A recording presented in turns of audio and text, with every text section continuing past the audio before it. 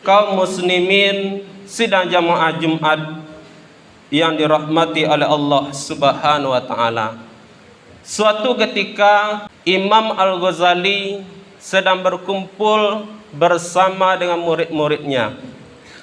Kemudian Imam Al-Ghazali melontarkan 6 pertanyaan kepada murid-muridnya, yang mana 6 pertanyaan ini menjadi pembelajaran bagi kita, menjadi renungan bagi kita untuk menjalani kehidupan yang sementara ini.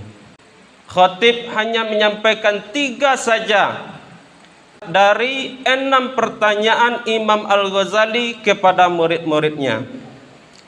Yang pertama, Imam Al-Ghazali bertanya kepada murid-muridnya, "Wahai murid-muridku, tahukah kalian apakah yang paling dekat dengan diri kita di dunia ini?" Maka murid-muridnya menjawab, "Yang paling dekat wahai guru adalah ayah dan ibu kita." Ada juga murid-muridnya mengatakan, "Wahai guru, yang paling dekat dengan diri kita adalah kakak dan adik." Ada juga mengatakan, "Wahai guru, yang paling dekat dengan diri kita adalah tetangga." Ada juga yang mengatakan yang paling dekat dengan diri kita adalah kawan dekat, sahabat karib. Kemudian Imam Al-Ghazali menjelaskan, "Wahai murid-muridku, apa yang kalian jawab adalah benar. Apa yang kalian jawab adalah betul. Akan tetapi bukan itu yang aku maksud. Ketahuilah wahai murid-muridku, yang paling dekat dengan diri kita di dunia ini adalah kematian." Kenapa? Karena kematian itu adalah suatu hal yang pasti akan terjadi pada setiap manusia. Allah Subhanahu wa taala berfirman di dalam Al-Qur'an, "Kullu nafsin za'iqatul maut." Setiap yang bernyawa, setiap yang bernafas, setiap yang memiliki jiwa pasti akan merasakan kematian. Dan kematian tidak memandang umur. Ba'a kecil orang Minang bumbang jatuh, kelapu jatuh, tua jatuh. Ketek meninggal, muda meninggal, tua pun meninggal.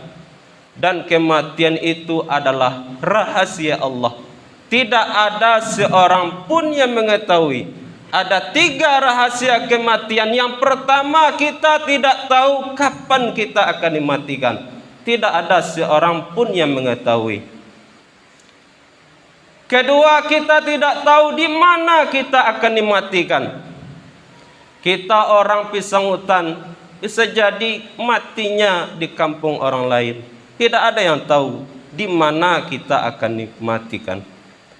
Yang ketiga, kita tidak tahu apa penyebab kita dimatikan oleh Allah Subhanahu wa taala. Apakah kita sedang beribadah kepada Allah atau sebaliknya sedang berbuat kemaksiatan. Kalau kita yakin dan seyakin-yakinnya bahwa mati itu akan datang kepada kita, maka persiapkan amal. Ingin kita mati dalam keadaan baik, maka sering-seringlah berbuat kebaikan. Ingin kita mati dalam keadaan berzikir kepada Allah, ingat kepada Allah, maka sering-seringlah berzikir, mengingat Allah Subhanahu wa taala. Nabi mengatakan, "Man kana akhirul kalam la ilaha illallah dakhalal jannah." Siapa yang di akhir perkataannya ketika ajal menjemput mengucapkan la ilaha illallah dakhalal jannah, masuk ke dalam surga. Kaum muslimin sidang jamaah Jumat rahimakumullah. Yang kedua, Imam Al-Ghazali bertanya kepada murid-muridnya, "Wahai murid-muridku, apakah yang paling jauh dengan diri kita di dunia ini?" Ada murid-muridnya mengatakan, wahai guru yang paling jauh matahari, wahai guru yang paling jauh adalah bulan, wahai guru yang paling jauh adalah bintang-bintang dan planet-planet. Kemudian gurunya menjawab, apa yang kalian jawab benar, akan tetapi bukan itu yang aku maksud. Ketahuilah murid-muridku, yang paling jauh dengan kita di dunia ini adalah waktu yang sudah berlalu. 1 detik saja waktu kita berlalu, dia tidak akan pernah kembali lagi. 1 detik waktu kita berlalu itu lebih jauh daripada 1000 tahun yang akan datang. Bagi kita yang berumur 50 tahun, jangan berharap, jangan bermimpi untuk bisa kembali kepada masa muda.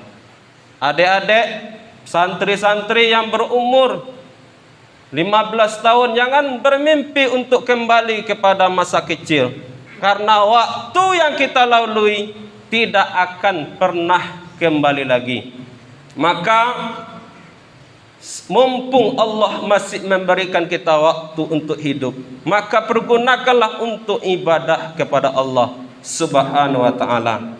Yang terakhir, Imam Al-Ghazali bertanya kepada murid-muridnya, wahai murid-muridku, apakah yang paling ringan di atas dunia ini? Maka murid-muridnya menjawab, yang paling ringan adalah kapas. Yang paling ringan wahai guru adalah dedaunan. Apa yang kalian jawab itu adalah benar, itu adalah betul, kata Imam Al-Ghazali. Ketahuilah wahai murid-muridku, yang paling ringan di atas dunia ini adalah meninggalkan salat 5 waktu sehari semalam. Gara-gara pekerjaan, gara-gara kesibukan, dengan mudahnya kita meninggalkan salat. Bahkan rumahnya dekat dari masjid, tidak sempat melaksanakan salat di masjid. Ulama mengatakan, barang siapa yang hidupnya digunakan untuk mencari harta, sibuk mencari dunianya, maka tak obahnya seperti binatang. Apa bedanya kita dengan binatang?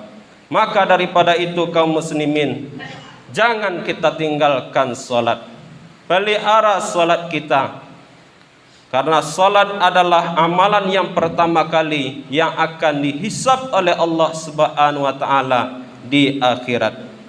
Kesimpulan khutbah kita, marilah kita pergunakan waktu kita selagi badan masih sehat, selagi badan masih kuat. Pergunakanlah waktu kita untuk beribadah kepada Allah Subhanahu wa ta'ala. Kerjakan salat sebelum kematian itu datang kepada kita. Fa'tabiru ya ulil absar la'allakum turhamun.